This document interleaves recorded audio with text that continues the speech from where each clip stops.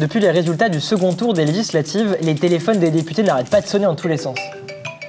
En fait, ils ont jusqu'au 18 juillet pour choisir de rejoindre un groupe à l'Assemblée nationale. Commençons par le commencement. Un groupe parlementaire, c'est quoi? Eh bien, c'est au moins 15 députés, généralement du même bord politique. Les députés d'un même groupe siègent les uns à côté des autres, de la gauche à la droite, selon l'échiquier politique. En général, les groupes se réunissent au moins une fois par semaine pour débattre, se positionner sur les textes à l'ordre du jour et choisir leurs orateurs. On est pour ou on est contre? On est contre! Bon, on est contre, voilà. Et si un parti a moins de 15 députés, il peut s'apparenter à un autre groupe, c'est-à-dire siéger avec lui tout en gardant son indépendance. Bon, ok, on vous rejoint, mais par contre, sur le nucléaire, nous, c'est non. Après, un député n'est pas obligé de rejoindre un groupe, mais dans ce cas-là, il est considéré comme non inscrit.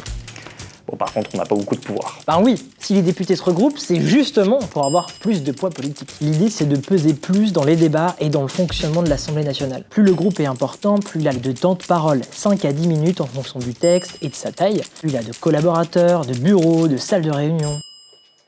Ouais, nous, les réunions, on n'a pas beaucoup de place. Et surtout, avoir un groupe, ça permet aussi d'avoir une niche parlementaire par an. C'est une journée où le groupe fixe lui-même l'ordre du jour de l'Assemblée nationale, donc il peut mettre sur la table ses propositions. Et puis les postes clés de l'Assemblée nationale, ils sont plus accessibles aux grands groupes. Des postes de questeur, de vice-président au bureau de l'Assemblée ou dans les commissions. Voilà, et puis toi, ton groupe, il est présidé par un président de groupe qui a tout un tas de pouvoirs et qui est lui régulièrement consulté par là ou le président de l'Assemblée nationale.